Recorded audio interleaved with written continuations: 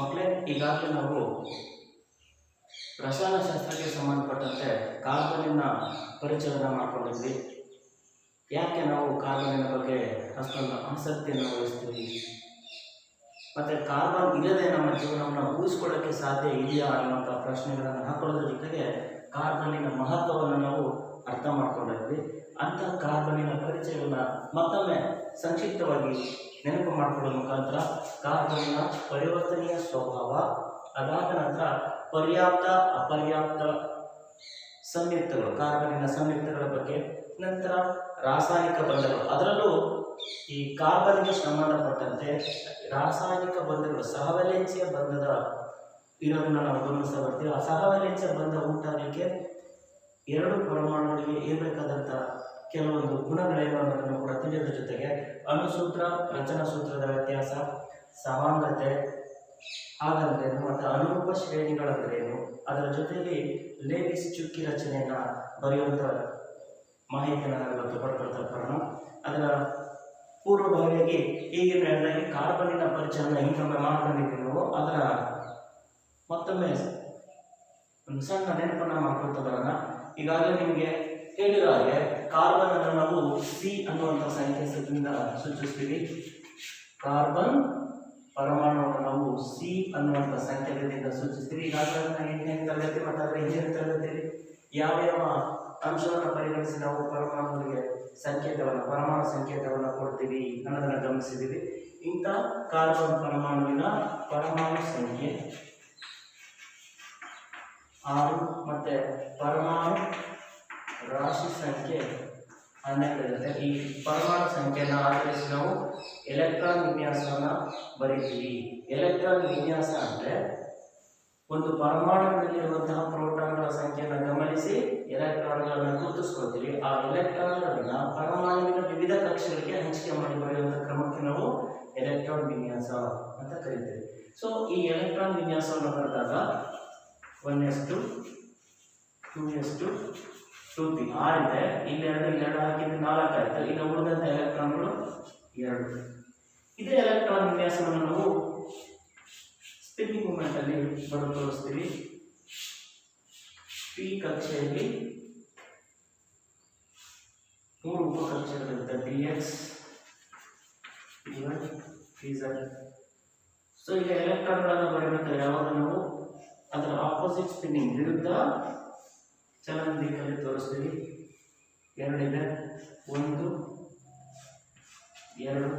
ಇಲ್ಲಿ ಕೂಡ ಅಷ್ಟೇ, ಮೊದಲು ನೇರವಾಗಿ ಚಲನೆಯನ್ನು ಕೊಡ್ತೀವಿ, ಆನಂತರ ಎಲೆಕ್ಟ್ರಾನ್ಗಳು ಉಳಿದ್ರೆ ನಂತರ ಅದರ ವಿರುದ್ಧ ದಿಕ್ಕಿಗೆ ಆಗ್ತಾ ಬರ್ತೀವಿ. ಆದರೆ ಇಲ್ಲಿ 2 ಮಾತ್ರ ಇದೆ. ಇದು ಕಾರ್ಬನ್ನಿನ ಎಲೆಕ್ಟ್ರಾನ್ ವಿನ್ಯಾಸ. ಇದು ಸಾಮಾನ್ಯ ಸ್ಥಿತಿಯಲ್ಲಿರುವಂಥದ್ದು. ಇನ್ನು ಉತ್ತೇಜನಗೊಂಡಂಥ ಸ್ಥಿತಿಗೆ ಏನಾಗುತ್ತಪ್ಪ, ಯಾವಾಗ ಕಾರ್ಬನ್ ಪರಮಾಣು ಪರಿಸರಕ್ಕೆ ತೆರೆದುಕೊಂಡಿರುತ್ತೆ, ಬಾಹ್ಯ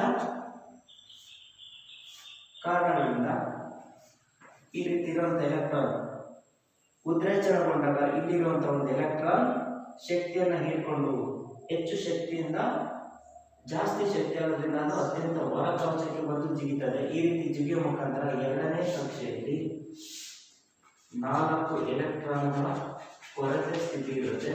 ಆ 4 ಎಲೆಕ್ಟ್ರಾನ್ಗಳ ಕೊರತೆ ಸ್ಥಿತಿಯನ್ನು ನಾವು ಟೆಟ್ರಾವೇಲೆನ್ಸಿ ಅಂತ ಕರೀತೀವಿ.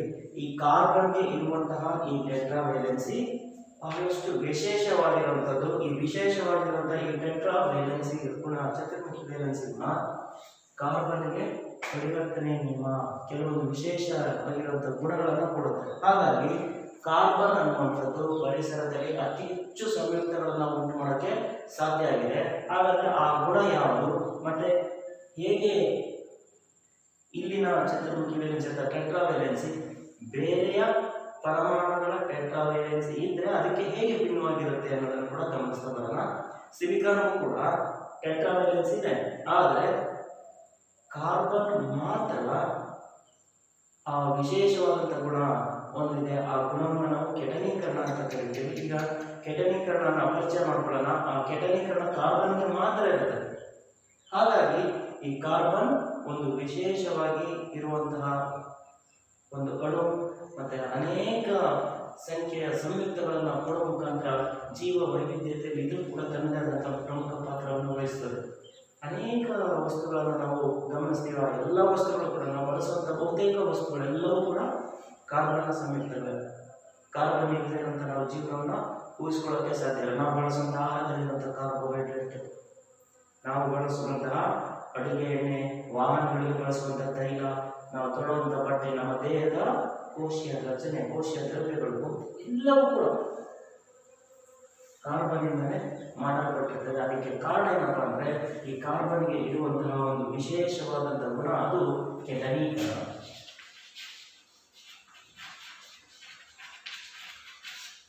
ಅಥವಾ ಅದರ ಇಂಗ್ಲೀಷಲ್ಲಿ ಕೆಟನೇಷನ್ ಅಂತ ಕರಿತೀವಿ. ಏನಪ್ಪ ಕೆಟನೀಕರಣ ಅಂದರೆ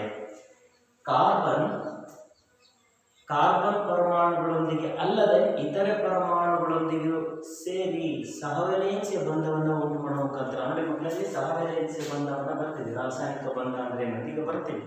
ಕೆಟನೀಕರಣದ ಅರ್ಥವನ್ನು ಮಾಡಿಕೊಂಡ ನಂತರ ನಿಮಗೆ ಮತ್ತೊಮ್ಮೆ ರಾಸಾಯನಿಕ ಬಂಧಗಳಂದ್ರೇನು, ಆ ರಾಸಾಯನಿಕ ಬಂಧಗಳಲ್ಲಿ ವಿಶೇಷವಾಗಿ ಈ ಪಾಠದಲ್ಲಿ ಬರುವಂಥ ಸಹವಲಯನ್ಸಿಯ ಬಂಧಗಳು ಹೆಂಗಿರ್ತವೆ ಅನ್ನೋದ್ರ ಬಗ್ಗೆ ನಾವು ಮಾಹಿತಿಯನ್ನು ಕೊಟ್ಟು ನಂತರ ಮುಂದುವರೆದಂತೆ. ಸರಿ, ಹಾಗಾದರೆ ಕೆಟನೀಕರಣ ಅನ್ನುವಂತಹ ಕಾರ್ಬನ್ನ ವಿಶೇಷ ಗುಣ ಏನಿರುತ್ತೆ? ಕಾರ್ಬನ್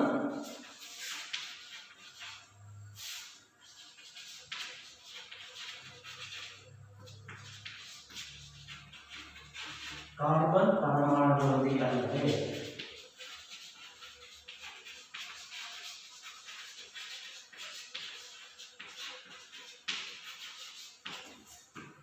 ಇತರೆ ಪರಮಾಣುಗಳೊಂದಿಗೆ ಸೇರಿ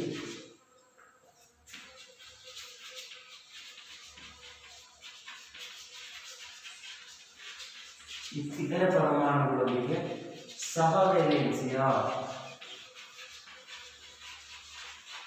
ಬಂಧವನ್ನು ಉಂಟು ಮಾಡುವ ಮೂಲಕ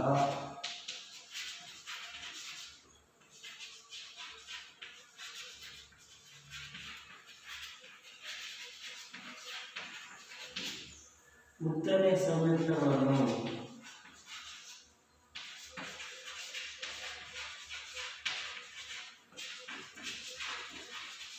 ಉಂಟು ಮಾಡುವ ಕ್ರಿಯೆ.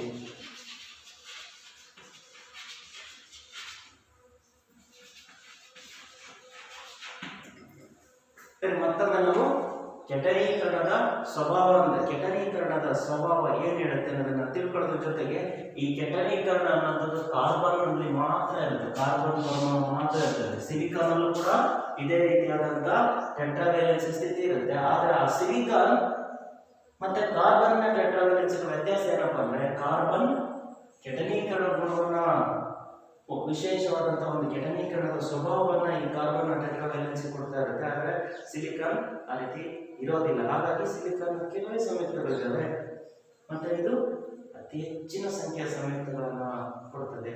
ಅದಕ್ಕೆ ವಿಶೇಷವಾಗಿ ಕಾರಣ ಆಗಿರುತ್ತದೆ ಕೆಟನೀಕರಣ ಅನ್ನುವಂಥ ಒಂದು ಅನನ್ಯ ಗುಣ.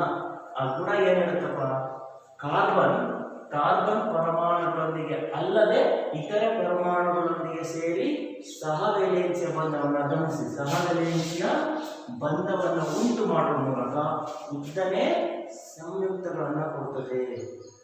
ಆ ಗುಣಕ್ಕೆ ನಾವು ಕೆಟನೀಕರಣ ಅಂತ ಕರಿತೀವಿ. ಈ ಕೆಟನೀಕರಣದ 3 ಪರಿಣಾಮಗಳನ್ನು ನಾವು ಗಮನಿಸ್ತಾ ಬರ್ತೀವಿ.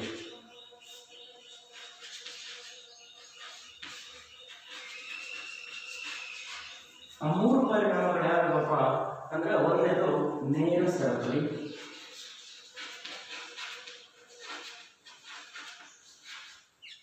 ಎರಡನೇದು ಕವಲು ಸರಪಳಿ,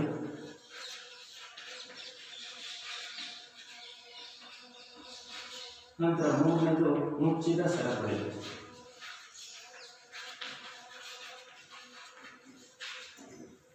ಸಹಜವಾಗಿ ಹಿಂದೆ ನಾವೆಲ್ಲ ಇದ್ರ ಬಗ್ಗೆ ಮಾಹಿತಿಯನ್ನು ಪಡ್ಕೊಂಡಿದ್ದೆ, ಅದನ್ನ ಶೀಘ್ರ ಪುನರಾವಲೋಕನ ಮಾಡ್ತಾ ಇರೋದ್ರಿಂದ ಸಂಕ್ಷಿಪ್ತವಾಗಿ ಹೇಳ್ತಾ ಇದ್ದೀನಿ.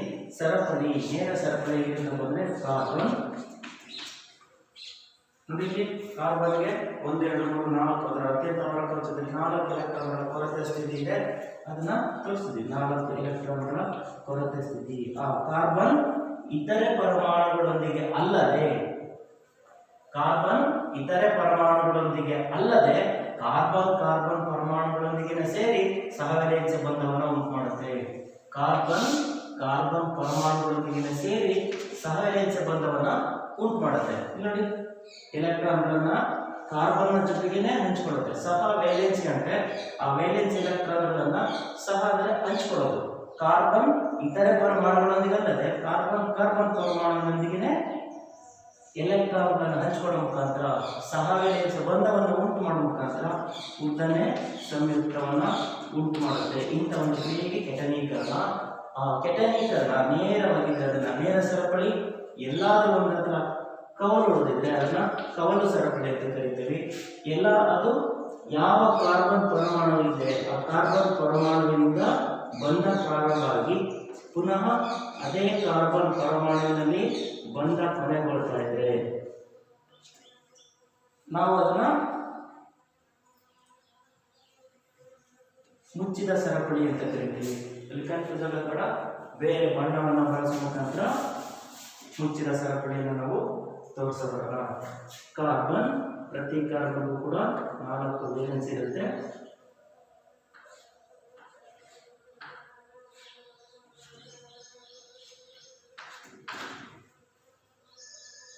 ಯಾವ ಕಾರ್ಬನ್ ಇಂದ ಬಂಧ ಪ್ರಾರಂಭ ಆಗಿದೆ ಪುನಃ ಅದೇ ಕಾರ್ಬನ್ಗೆ ಬಂದು ಬಂಧ ಕೊನೆಗೊಳ್ತಾ ಇದೆ. ಈ ರೀತಿ ಮುಚ್ಚಿದಂತ ರಚನೆಯನ್ನು ಹೊಂದಿರ್ತದೆ. ಅಂತಹ ಸರಪಳಿಯನ್ನು ಮುಚ್ಚಿದ ಸರಪಳಿ ಅಂತ ಕರೀತಾರೆ. ಹೀಗೆ ಕಾರ್ಬನ್ನಿನ ಈ ವಿಶೇಷವಾದಂತಹ ಗುಣ 3 ಸರಪಳಿಗಳನ್ನ ಕೊಡ್ತಾ ಇರ್ತದೆ. ಕೆಟನೀಕರಣ ಮತ್ತು ವಿಶೇಷ ಗುಣ ಏನಿರುತ್ತೆ? ಕಾರ್ಬನ್ ಇತರೆ ಪರಮಾಣುಗಳೊಂದಿಗೆ ಅಲ್ಲದೆ ಕಾರ್ಬನ್ನೊಂದಿಗೆ ಸೇರಿ ಸಹವೇಲೆನ್ಸಿ ಬಂಧವನ್ನ ಉಂಟು ಮಾಡುತ್ತೆ. ಈ ಕಾರ್ಬನ್ ನೊಂದಿಗೆ ಸೇರಿ ಸಹವೇಲೆನ್ಸಿ ಬಂಧವನ್ನ ಉಂಟು ಮಾಡುವಂತಹ ಒಂದು ವಿಶೇಷತೆ ಕಾರ್ಬನ್ನಿಗೆ ಅಷ್ಟೇ ಇರುತ್ತೆ. ಹಾಗಾಗಿ ಅಂತ ಗುಣ ಕೆಟನೀಕರಣ ಅಂತ ಅದರ 3 ಪರಿಣಾಮಗಳನ್ನು ತಿಳಿದ್ವಿ. ಇದಾದ ನಂತರ ಈ ಕಾರ್ಬನ್ ಬಗ್ಗೆ ಅಧ್ಯಯನ ಮಾಡುವಂತಹ ಒಂದು ವಿಶೇಷವಾದ ವಿಭಾಗ ಇದೆ ರಸಾಯನಶಾಸ್ತ್ರದಲ್ಲಿ. ಅದಕ್ಕೆ ನಾವು ಸಾವಯವ ರಸಾಯನಶಾಸ್ತ್ರ ಅಂತ ಕರೀತೇವೆ. ಆ ಸಾವಯವ ರಸಾಯನಶಾಸ್ತ್ರದಲ್ಲಿ ಬಹುಮುಖ್ಯವಾಗಿ ನಾವು ಅಧ್ಯಯನ ಮಾಡುವಂತಹ ಒಂದು ಸಂಯುಕ್ತ ಅಂದರೆ ಹೈಡ್ರೋಕಾರ್ಬನ್. ಆ ಹೈಡ್ರೋಕಾರ್ಬನ್ ಪರಿಚಯವನ್ನು ನಾವು ಮಾಡ್ಕೊಳ್ತಾ ಹೈಡ್ರೋಕಾರ್ಬನ್ ವರ್ಗೀಕರಣದ ಬಗ್ಗೆ ನಾವು ಮಾಹಿತಿಯನ್ನು ಪಡ್ಕೊಳ್ತಾ ಬರೋಣ.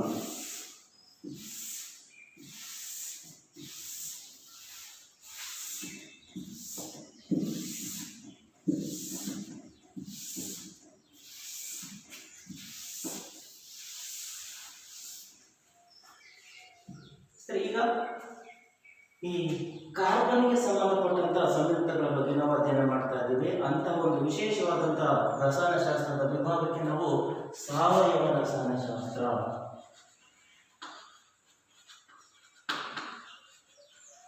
ಅಥವಾ ಆರ್ಗ್ಯಾನಿಕ್ ಕೆಮಿಸ್ಟ್ರಿ ಅಂತ ಕರೀತೇವೆ. ಸಹಜವಾಗಿ ಕಾರ್ಬನ್ ಅನ್ನು ಹೊಂದಿರುವಂತಹ ಸಂಯುಕ್ತಗಳನ್ನ ಸಾವಯವ ಸಂಯುಕ್ತಗಳು ಅಂತ ಕರೀತೀವಿ.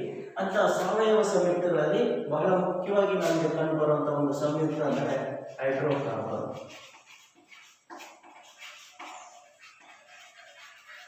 ನೋಡಿ, ಈ ಹೈಡ್ರೋಕಾರ್ಬನ್ ಅನ್ನ ಅರ್ಥ ಮಾಡ್ಕೊಳ್ಳೋಕೆ ಅದನ್ನ ಡೆಫಿನೇಷನ್ ಅಂತ ಕೊಡೋದಾದ್ರೆ ಬಹಳ ಸುಲಭವಾಗಿರ್ತದೆ.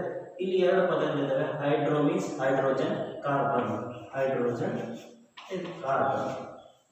2 ಪರಮಾಣುಗಳು ಸೇರಿ ಆದಾಗ ಅಣು, ಅದರಲ್ಲಿ ವಿಭಿನ್ನ ರೀತಿಯ ಪರಮಾಣುಗಳು ಸೇರಿದ್ರಿಂದ ಅದನ್ನು ಸಂಯುಕ್ತ ಅಂತ ಕರಿತೀವಿ. ಈ ಒಂದು ಮೂಲಭೂತ ಅಂಶವನ್ನು ನಾವು ಹಿಂದಿನ ತರಗತಿಗಳಲ್ಲಿ ತಿಳ್ಕೊಂಡಿದ್ದೀವಿ.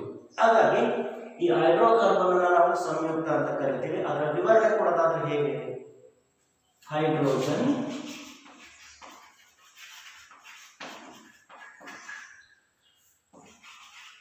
ಮತ್ತು ಕಾರ್ಬನ್ ಪರಮಾಣುಗಳಿಂದ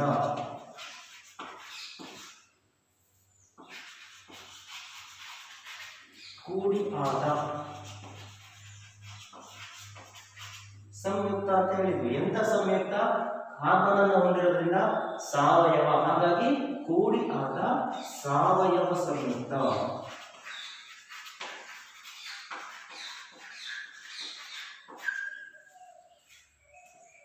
ಇಂತಹ ಒಂದು ಸಾವಯವ ಸಂಯುಕ್ತಕ್ಕೆ ನಾವು ಹೈಡ್ರೋಕಾರ್ಬನ್ ಅಂತ ಕರಿತೀವಿ. ಮಕ್ಕಳು ನೋಡಿ, ಬಹಳ ಸುಲಭವಾಗಿ ನಾವು 2-3 ಅಂಶಗಳನ್ನ ಪರಿಕಲ್ಪನೆಗಳನ್ನ ನಾವು ತಿಳ್ಕೋಬಹುದು. ಒಂದು, ಸಾವಯವ ಸಂಯುಕ್ತ ಯಾಕೆ ಕರೀತೀವಿ? ಹೈಡ್ರೋಕಾರ್ಬನ್ ಡ್ಯಾಶ್ ಸಂಯುಕ್ತಕ್ಕೆ ಉದಾಹರಣೆ ಅಂತ ಕೇಳಿದಾಗ ಸಾವಯವ ಸಂಯುಕ್ತಕ್ಕೆ. ಈ ಡೆಫಿನೇಷನ್ ಜೊತೆಗೆ ಎಲ್ಲವನ್ನು ಅರ್ಥ ಮಾಡ್ಕೊಳ್ಳೋಕೆ ಸಾಧ್ಯ ಆಗ್ತದೆ. ಮತ್ತೊಮ್ಮೆ ಹೈಡ್ರೋಕಾರ್ಬನ್ ಅಂದರೆ ಡೆಫಿನೇಷನ್ ಅನ್ನು ತಿಳ್ಕೊಳ್ಳೋ ಮುಖಾಂತರ ಅದರ ವರ್ಗೀಕರಣವನ್ನು ಪರಿಚಯ ಮಾಡಿಕೊಂಡು ಆ ವರ್ಗೀಕರಣದಲ್ಲಿ ಬರುವಂಥ ಅಪರ್ಯಾಪ್ತ ಮತ್ತು ಪರ್ಯಾಪ್ತಗಳ ವ್ಯತ್ಯಾಸ ಹೇಗಿರುತ್ತೆ ಅನ್ನೋದ್ರ ಬಗ್ಗೆ ನಾವು ಗಮನ ಹರಿಸ್ತಾ ಬರೋಣ. ಈಗ ಹೇಳ್ತಾ ಇದ್ವಿ ಹೈಡ್ರೋಕಾರ್ಬನ್ ಅಂದರೆ ಈ ಒಂದು ಪದದಲ್ಲಿ 2 ಪರಮಾಣುಗಳ ಇರೋದನ್ನು ನಾವು ಗ್ರಹಿಸಬಹುದು ಸುಲಭವಾಗಿ. ಹೈಡ್ರೋ ಅಂದರೆ ಹೈಡ್ರೋಜನ್, ಕಾರ್ಬನ್ ಪರಮಾಣು. ಹಾಗಾದ್ರೆ ಅದರ ವಿವರಣೆ ಕೊಡೋದು ಎಷ್ಟು ಸುಲಭ ನೋಡಿ. ಹೈಡ್ರೋಜನ್ ಮತ್ತು ಕಾರ್ಬನ್ ಪರಮಾಣುಗಳು, ಹೈಡ್ರೋಜನ್ ಮತ್ತು ಕಾರ್ಬನ್ ಪರಮಾಣುಗಳಿಂದ ಕೂಡಿ ಆಗಿರುವಂತಹ ಒಂದು ಸಾವಯವ ಸಂಯುಕ್ತಕ್ಕೆ ಹೈಡ್ರೋಕಾರ್ಬನ್ ಅಂತ ಕರೀತೀವಿ.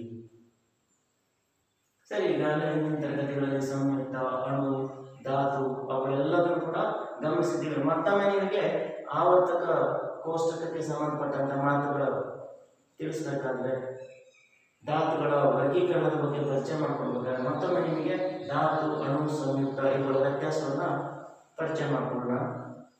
ಸರಿ, ಹೀಗಾಗಿ ಇದರ ಮುಂದುವರೆದಂತೆ ನಾವು ಈ ಹೈಡ್ರೋಕಾರ್ಬನ್ಗಳ ವರ್ಗೀಕರಣ ಹೇಗೆ ಮಾಡ್ತೀವಿ ಅನ್ನೋದ್ರ ಬಗ್ಗೆ ನಾವು ಮಾಹಿತಿಯನ್ನು ಕೊಡ್ತಾ.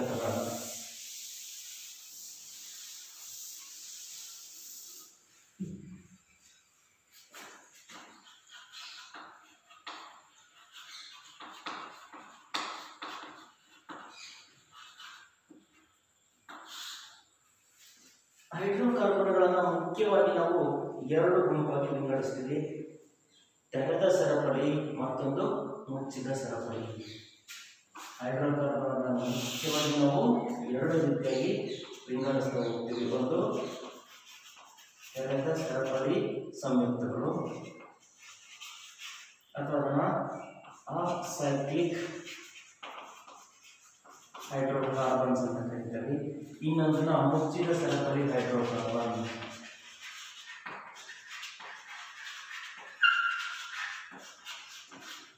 ಹೈಡ್ರೋಕಾರ್ಬನ್ಗಳನ್ನು ಸುಲಭವಾಗಿ ನಾವು HC ಹೈಡ್ರೋಕಾರ್ಬನ್ಸ್ ಅಂತ ಕರೀತೀವಿ.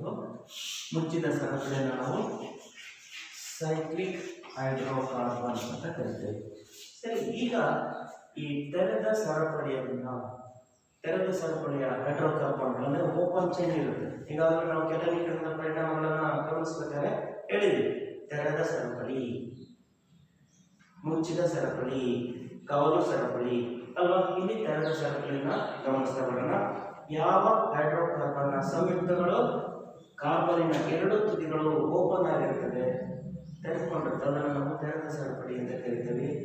ಇಂಥ ಸರಪಳಿಯನ್ನ ಗಮನಿಸಿ ಆ ಸರಪಳಿಯ ಕಾರ್ಬನ್ ಪರಮಾಣುಗಳ ನಡುವೆ ಯಾವ ರೀತಿಯಾದಂತಹ ಬಂಧಗಳನ್ನ ಇದೆ ಅನ್ನೋದನ್ನ ಆಧರಿಸಿ ನಾವು 2 ಗುಂಪಾಗಿ ವಿಂಗಡಿಸ್ತಾ ಬರ್ತೀವಿ. ಒಂದನೇದು ಪರ್ಯಾಪ್ತ, ಮತ್ತೊಂದು ಅಪರ್ಯಾಪ್ತ ಹೈಡ್ರೋಕಾರ್ಬನ್. ಪರ್ಯಾಪ್ತ ಮತ್ತೆ ಅಪರ್ಯಾಪ್ತ ಹೈಡ್ರೋಕಾರ್ಬನ್. ಸರಿ, ಹೇಗೆ ಅದನ್ನು ವಿಂಗಡಿಸಿದ್ವಿ? ಕಾರ್ಬನ್ ಪರಮಾಣುಗಳ ನಡುವೆ ಏಕಬಂಧ ಮಾತ್ರ ಇದ್ರೆ. ಈಗಾಗಲೇ ನಿಮಗೆ ಹಿಂದಿನ ತರಗತಿಗಳಲ್ಲಿ ಬಂಧಗಳ ಪರಿಚಯವನ್ನು ಮಾಡಿಕೊಟ್ಟಿದ್ದೇವೆ. ಅದ್ರ ಮರೆತರೂ ಸಹ ಮತ್ತೊಮ್ಮೆ ನಾವು ಈ ರಾಸಾಯನಿಕ ಬಂಧಗಳನ್ನು ಪರಿಚಯ ಮಾಡಿಕೊಳ್ಳುವಂಥ ಸಮಯದಲ್ಲಿ ಬಂಧ ಅಂದ್ರೆ ಏನು, ಆ ರಾಸಾಯನಿಕ ಬಂಧಗಳು ಹೇಗಿರ್ತವೆ, ಹೇಗಾಗುತ್ತೆ, ಹಾಗಾದ್ರೆ ರಾಸಾಯನಿಕ ಬಂಧದ ಅರ್ಥ ಏನು, ಅದರಲ್ಲೂ ವಿಶೇಷವಾಗಿ ಇಲ್ಲಿ ಬರುವಂತಹ ಸಾಮರಸ್ಯ ಬಂಧದ ಅರ್ಥ ಏನು ಅನ್ನೋದ್ರ ಬಗ್ಗೆ ನಾವು ಮಾಹಿತಿಯನ್ನ ನಂತರದಲ್ಲಿ ಕೊಡ್ತೀನಿ. ಈ ಪರ್ಯಾಪ್ತ ಹೈಡ್ರೋಕಾರ್ಬನ್ಗಳ ಮೊದಲನೇ ಲಕ್ಷಣ ಏನಪ್ಪ ಅಂದ್ರೆ ಏಕಬಂಧ ಅಂತ. ಈ ಅಪರ್ಯಾಪ್ತದಲ್ಲಿ 2 ಥರ ಇರುತ್ತೆ, ಅದನ್ನ ಗಮನಿಸ್ತಾ ಬರೋಣ. ಕಾರ್ಬನ್ ಪರಮಾಣುಗಳ ನಡುವೆ ದ್ವಿಬಂಧ ಇದ್ರೆ ಒಂದು ತರ, ತ್ರಿಬಂಧ ಇದ್ರೆ ಒಂದು ತರ. ಗಮನಿಸಿ, ಎಲ್ಲಾ ಕಡೆಗಳಲ್ಲ ಕಾರ್ಬನ್ ಸರಪಳಿಯ ಎಲ್ಲಾದರೂ ದ್ವಿಬಂಧ ಅಥವಾ ತ್ರಿಬಂಧ ಇದ್ರೆ ಅಂತಹ ತೆರೆದ ಸರಪಳಿಯ ಹೈಡ್ರೋಕಾರ್ಬನ್ಗಳನ್ನು ನಾವು ಅಪರ್ಯಾಪ್ತ ಹೈಡ್ರೋಕಾರ್ಬನ್ ಅಂತ ಕರೀತೀವಿ. ಹಾಗಾದ್ರೆ ಇದಕ್ಕೆ ಪ್ರತಿಯೊಂದಕ್ಕೂ ಒಂದೊಂದು ಹೆಸರನ್ನ ಕೊಟ್ಟಿದ್ದೀವಿ. ಈ ಏಕಬಂಧವನ್ನು ಹೊಂದಿರುವಂತಹ ಸಂಯುಕ್ತಗಳ ಕೊನೆಯ ಹೆಸರು ಯಾವಾಗಲೂ ANE ಇಂದ ಕೊನೆಗೊಳ್ಳುತ್ತದೆ. ಅದನ್ನು ನಾವು ಕೊನೆಗೆ ಸೇರಿಸುವಂತಹ ಹೆಸರನ್ನ ಸಫಿಕ್ಸ್ ಅಂತ ಹೇಳ್ತೀವಿ. ಹೆಸರಿನ ಮೊದಲಿಗೆ ಸೇರಿಸುವಂಥದ್ದಿದ್ರೆ ಅದನ್ನ ಪ್ರಿಫಿಕ್ಸ್ ಅಂತ ಕರೀತಾರೆ. ಈ ಸದ್ಯ ಈಗ ಸಫಿಕ್ಸ್ ಅನ್ನು ನೋಡ್ತಾ ಬರೋಣ. ಆ ಪರಮಾಣುವಿಗೆ ಏಕಬಂಧ ಮಾತ್ರ ಇದೆ ಅನ್ನೋದನ್ನ ಗಮನಿಸಿ ANE ಅನ್ನ ಸೇರಿಸ್ತಾ ಹೋಗ್ತೀವಿ. ಅಂತ ಗುಂಪನ್ನು ನಾವು ಆಲ್ಕೇನ್. ಗಮನಿಸ್ರಿ, ಈ ಏಕಬಂಧವನ್ನು ಹೊಂದಿರುವಂಥದ್ದನ್ನ ನಾವು ಆಲ್ಕೇನ್, ಅದರ ಸಫಿಕ್ಸ್ ಅನ್ನ ಕಾರ್ಬನ್ ಪರಮಾಣುವಿನ ಹೆಸರಿಗೆ ಈ ಕೊನೆಯ 3 ಅಕ್ಷರವನ್ನು ಸೇರಿಸ್ತೀವಿ, ಅದಕ್ಕೆ ಸಫಿಕ್ಸ್ ANE ಅಂತ ಕರೀತೀವಿ. ಪರ್ಯಾಪ್ತವಾಗಿರುತ್ತೆ ಏಕಬಂಧ, ಆಲ್ಕೇನ್ ಅಂತ ಕರೀತೀವಿ ಪರ್ಯಾಪ್ತ ಹೈಡ್ರೋಕಾರ್ಬನ್. ಕೊನೆಗೆ ANE ಅನ್ನುವ ಒಂದು ಸಫಿಕ್ಸ್ ಅನ್ನ ಸೇರಿಸ್ತೀವಿ. ಹಾಗಾದ್ರೆ ದ್ವಿಬಂಧ ಇದ್ರೆ ಏನಂತ ಕರೀತೀವಿ? ಆಲ್ಕೀನ್. ಅದರ ಕಾರ್ಬನ್ ಸಂಯುಕ್ತದ ಮೊದಲನೇ ಹೆಸರಿಗೆ ಕೊನೆಯಲ್ಲಿ ENE ಅನ್ನುವಂತಹ ಹೆಸರನ್ನ ಸೇರಿಸ್ತೀವಿ. ಆ ಸಂಯುಕ್ತದ ಹೆಸರಿನಲ್ಲಿ ENE ಅನ್ನುವಂಥ ಪದ ಇದೆ ಅಂದ್ರೆ ಆ ಒಂದು ತೆರೆದ ಸರಪಳಿಯ ಹೈಡ್ರೋಕಾರ್ಬನ್ ಅಪರ್ಯಾಪ್ತ, ಅದರಲ್ಲೂ 2 ಬಂಧಗಳು, ಎಲ್ಲಾರು ಹತ್ರ 2 ಬಂಧ ಅಥವಾ ದ್ವಿಬಂಧವನ್ನ ಹೊಂದಿರುತ್ತೆ ಅನ್ನುವಂಥದ್ದು ಅರ್ಥ. ಅದಾದ ನಂತರ ತ್ರಿಬಂಧ ಇದ್ರೆ ಆಲ್ಕೈನ್, ಅದರ ಸಫಿಕ್ಸ್ ಅನ್ನ YNE ಅಂತ ಕರೀತೀವಿ. ಇಷ್ಟೆಲ್ಲ ಗಮನಿಸಿದ ನಂತರ ನಾವು ಇಲ್ಲಿ ಮತ್ತೊಂದು ವ್ಯತ್ಯಾಸವನ್ನು ನಾವು ಗಮನಿಸಬಹುದು. ಏನಪ್ಪಾ ಅಂದ್ರೆ ಇಲ್ಲಿ ಇರುವಂತಹ ಕಾರ್ಬನ್ ಮತ್ತು ಹೈಡ್ರೋಜನ್ ಪರಮಾಣುಗಳ ಅನುಪಾತ ಎಷ್ಟೆಷ್ಟಿದೆ. ಈಗ ಪರ್ಯಾಪ್ತದ ಆಲ್ಕೇನ್ಗಳಾದರೆ, ಆಲ್ಕೇನ್ ನಂತಹ ಪರ್ಯಾಪ್ತ ತೆರೆದ ಸರಪಳಿಯ ಹೈಡ್ರೋಕಾರ್ಬನ್ಗಳಾದರೆ ಕಾರ್ಬನ್ ಪರಮಾಣುಗಳು ಎಷ್ಟಿರುತ್ತೋ ಅದರ 2ರಷ್ಟಕ್ಕಿಂತ 2 ಜಾಸ್ತಿ ಹೈಡ್ರೋಜನ್ಗಳಿರುತ್ತೆ. ಆಲ್ಕೀನ್ಗಳಲ್ಲಾದರೆ, ಅಪರ್ಯಾಪ್ತದ ಆಲ್ಕೀನ್ಗಳಲ್ಲಾದರೆ ಕಾರ್ಬನ್ ಪರಮಾಣುಗಳು ಎಷ್ಟಿರುತ್ತೆ ಅದರ 2ರಷ್ಟು ಹೈಡ್ರೋಜನ್ಗಳಿರುತ್ತೆ. ನೋಡಿ, ನಾವು ಬರೀಬೇಕಾದ್ರೆ ಏನು ಉಚ್ಚಾರಣೆ ಮಾಡ್ತೀವಿ, ಏನನ್ನ ಬರೀತೀವಿ ಅನ್ನೋದನ್ನ ಸೂಕ್ಷ್ಮವಾಗಿ ಗಮನಿಸಿ ಗೊತ್ತಾಗುತ್ತೆ. ಈಗ ಅಪರ್ಯಾಪ್ತದ ತ್ರಿಬಂಧವನ್ನು ಹೊಂದಿರುವಂತಹ ಆಲ್ಕೀನ್ಗಳ ಮಾಹಿತಿಯನ್ನು ನಾವು ಪಡೆಯುತ್ತಾ ಬರೋಣ. ಈ ಆಲ್ಕೀನ್ಗಳು ತ್ರಿಬಂಧವನ್ನು ಹೊಂದಿರುತ್ತದೆ. ಆ ಸರಪಳಿಯಲ್ಲಿ ಎಲ್ಲಾರು ಒಂದತ್ರ ತ್ರಿಬಂಧ ಅಷ್ಟೇ. ಇನ್ನೊಂದು ಕಾರ್ಬನ್ ಪರಮಾಣುಗಳು ಎಷ್ಟಿರ್ತವೋ ಅದರ 2ರಷ್ಟಕ್ಕಿಂತ 2 ಕಡಿಮೆ ಅಂದ್ರೆ ಮೈನಸ್ ಹೈಡ್ರೋಜನ್ಗಳು ಇರುತ್ತೆ. ಇಲ್ಲಿ 2ರಷ್ಟಕ್ಕಿಂತ 2 ಜಾಸ್ತಿ ಹೈಡ್ರೋಜನ್ ಇರುತ್ತೆ. ಅಂದ್ರೆ ಇಲ್ಲಿ ಕಾರ್ಬನ್ ಪರಮಾಣುಗಳು ಎಷ್ಟಿರುತ್ತೋ ಅದರ 2ರಷ್ಟಕ್ಕಿಂತ 2 ಕಡಿಮೆ ಹೈಡ್ರೋಜನ್ ಇರುತ್ತೆ. ಈ ಒಂದು ಸಾಮಾನ್ಯ ಸೂತ್ರದಂತೆಯೇ ಆಗಿರುತ್ತದೆ. ಎಲ್ಲಿ N ಅಂದ್ರೆ ಕಾರ್ಬನ್ ಪರಮಾಣುವಿನ ಸಂಖ್ಯೆ 1, 2, 3 ಎಷ್ಟಾದ್ರೂ ಆಗ್ತದೆ. ಒಂದಿದ್ರೆ ಮೀಥ್, ಈ ರೀತಿ ಹೇಳ್ತಾ ಹೋಗ್ತೀವಿ. ಪ್ರೋ, ಬ್ಯೂಟ್, 5 ನಂತರ ಪೆಂಟಾ, 6 ಹೆಕ್ಸಾ, ಈ ತರ ಬರ್ತಾ ಹೋಗುತ್ತೆ. ಅದನ್ನ ಪರಿಚಯ ಮಾಡ್ಕೊಳ್ತೀವಿ, ಹೇಗೆ ಸಂಯುಕ್ತಗಳನ್ನ ಹೆಸರಿಸ್ತಾ ಬರ್ತೀವಿ. ಇದಿಷ್ಟು ಅತ್ಯಂತ ಸಂಕ್ಷಿಪ್ತವಾದಂತಹ ತೆರೆದ ಸರಪಳಿಯ ಹೈಡ್ರೋಕಾರ್ಬನ್ಗಳ ಪರಿಚಯ. ಇದಾದ ನಂತರ ಮುಚ್ಚಿದ ಸರಪಳಿಯ ಹೈಡ್ರೋಕಾರ್ಬನ್ಗಳು ಕೂಡ ಇರ್ತದೆ. ಆ ಮುಚ್ಚಿದ ಸರಪಳಿಯ ಹೈಡ್ರೋಕಾರ್ಬನ್ಗಳಲ್ಲಿ ಮತ್ತೊಮ್ಮೆ ಪ್ರಮುಖವಾಗಿ 2 ರೀತಿಯಾದಂತಹ ವ್ಯತ್ಯಾಸಗಳನ್ನು ನಾವು ಗಮನಿಸ್ತಾ ಬರ್ತೀವಿ. ಏನಪ್ಪ ವ್ಯತ್ಯಾಸ? ಮುಚ್ಚಿದ ಸರಪಳಿಯನ್ನು ಹೊಂದಿರ್ತದೆ, ಏಕಬಂಧವನ್ನು ಹೊಂದಿರ್ತದೆ, ಮತ್ತೆ ಪರ್ಯಾಪ್ತ ಆಗಿರುತ್ತೆ. ಅಂತಹ ಮುಚ್ಚಿದ ಸರಪಳಿಯ ಹೈಡ್ರೋಕಾರ್ಬನ್ಗಳನ್ನು ನಾವು ಪಾಲಿಸೈಕ್ಲಿಕ್ ಹೈಡ್ರೋಕಾರ್ಬನ್ ಅಂತ ಕರೀತೀವಿ. ಇವುಗಳ ಸಾಮಾನ್ಯ ಸೂತ್ರ ಆಲ್ಕೀನ್ಗಳಂತೆ ಇದ್ರೂ ಸಹ ಅದು ಮುಚ್ಚಿದ ಸರಪಳಿಯ ರಚನೆಯನ್ನು ಹೊಂದಿರೋದ್ರಿಂದ ಕಾರ್ಬನ್ ಕಾರ್ಬನ್ಗಳ ನಡುವೆ ಏಕಬಂಧ ಮಾತ್ರ ಇರುತ್ತೆ. ಹಾಗಾಗಿ ಅದನ್ನ ಪರ್ಯಾಪ್ತ ಅಂತ ನಾವು ಕರಿತೀವಿ. ಪರ್ಯಾಪ್ತ ಆಗಿರ್ತದೆ. ಅದಕ್ಕೆ ಒಂದು ಉದಾಹರಣೆ ಕೂಡ ಬರೆದು ನಾವು ತೋರಿಸೋಣ. ಈ ಉದಾಹರಣೆಗೆ ಈ ಒಂದು ಆಲಿಸೈಕ್ಲಿಕ್ ಅಲ್ಲಿ ಬರುವಂತಹ ಎಲ್ಲವನ್ನು ಕೂಡ ನಾವು ಸೈಕ್ಲೋ ಆಲ್ಕೇನ್ಗಳು ಅಂತ ಕರಿತೀವಿ. ಯಾಕೆಂದ್ರೆ ಅದು ಪರ್ಯಾಪ್ತ ಆಗಿರೋದ್ರಿಂದ ಆಲ್ಕೇನ್, ಮುಚ್ಚಿದ ಸರಪಳಿಯನ್ನು ಹೊಂದಿರೋದ್ರಿಂದ ಸೈಕ್ಲೋ. ಹಾಗಾಗಿ ಈ ಆಲಿಸೈಕ್ಲಿಕ್ ಹೈಡ್ರೋಕಾರ್ಬನ್ಗಳಿಗೆ ಸೈಕ್ಲೋ ಆಲ್ಕೇನ್ಗಳಂತ ಕರೀತೀವಿ. ಹಾಗಾದ್ರೆ ಇದಕ್ಕೆ ಒಂದು ಉದಾಹರಣೆಯನ್ನು ನಾವು ಕೊಡ್ತಾ ಬರೋಣ. ಸೈಕ್ಲೋ ಅಂತ ಮುಂದೆ ಇರುತ್ತೆ ಹೆಸರು. ಅದಾದ ನಂತರ ಕಾರ್ಬನ್ ಪರಮಾಣುಗಳ ಸಂಖ್ಯೆಯನ್ನು ಆಧರಿಸಿ ANE ಆಲ್ಕೇನ್ ಅನ್ನ ಹೇಳ್ತಾ ಹೋಗ್ತೀವಿ. ಈ ಉದಾಹರಣೆಗೆ ನಾವು ಸೈಕ್ಲೋಪ್ರೋಪೇನ್ ಅಂತ ಗಮನಿಸಿದ್ರೆ,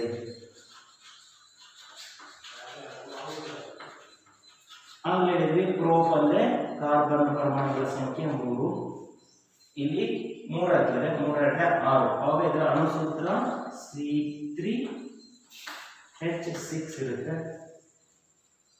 ಈಗ ಗಮನಿಸ್ತಾ ಬರೋಣ, ಇಲ್ಲಿ ಮುಚ್ಚಿದ ಸರಪಳಿ ಆಗಿರೋದ್ರಿಂದ ಯಾವ ಕಾರ್ಬನ್ ಇಂದ ಬಂಧ ಶುರುವಾಗುತ್ತೋ ಅದೇ ಕಾರ್ಬನ್ ಪರಮಾಣುಗೆ ಬಂಧ ಕೊನೆಗೊಂಡಿದೆ. 1 2 3 4 1 2 3 4 1 2 3 4 ಹೈಡ್ರೋಜನ್ಗಳನ್ನ ಹಾಕ್ತಾ ಬರೋಣ.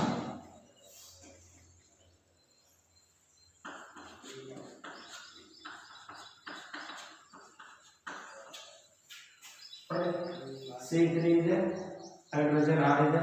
ಪ್ರತಿ ಕಾರ್ಬನ್ಗೂ ಅದರ ಟೆಟ್ರಾವೇಲ್ 4 ವೇಲೆನ್ಸಿಗಳಿದೆ. 1 2 3 4. ಈ ಕಾರ್ಬನ್ಗೆ ಕಂಡು 1 2 3 4. ಈ ಕಾರ್ಬನ್ಗೆ 1 2 3 4 ಅಲ್ವಾ. ಹೀಗೆ ಮುಚ್ಚಿದ ಸರಪಳಿಯನ್ನು ಹೊಂದಿರುವಂತಹ ಕಾರ್ಬನ್ಗಳ ನಡುವೆ ಏಕಬಂಧವನ್ನು ಹೊಂದಿರುವಂತಹ ಪರ್ಯಾಪ್ತ ಮತ್ತೆ ಪರ್ಯಾಪ್ತ ಆಗಿರೋದ್ರಿಂದ ANE ಆಲ್ಕೇನ್ ಅಂತಾನೆ ಸೇರಿಸ್ತೀವಿ. 3 ಇರೋದ್ರಿಂದ ಸೈಕ್ಲೋಪ್ರೋಪೇನ್ ಅಂತ ಕರೆದ್ವಿ. ಸರಿ, ಇದಾದ ನಂತರ ಮತ್ತೊಂದು ವಿಧ ಇದೆ. ಆ ಮತ್ತೊಂದು ವಿಧ ಯಾವಪ್ಪ ಅಂದ್ರೆ ಅದನ್ನ ನಾವು ಅರೋಮೇಟಿಕ್ ಅಂತ ಕರಿತೀವಿ.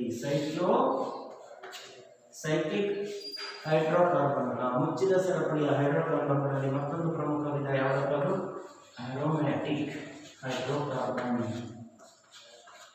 ಈ ಅರೋಮ್ಯಾಟಿಕ್ ಹೈಡ್ರೋಕಾರ್ಬನ್ಗಳ ವಿಶೇಷತೆ ಏನಪ್ಪ ಅಂದ್ರೆ ಸುವಾಸನೆಯನ್ನ ಹೊಂದಿರೋದು.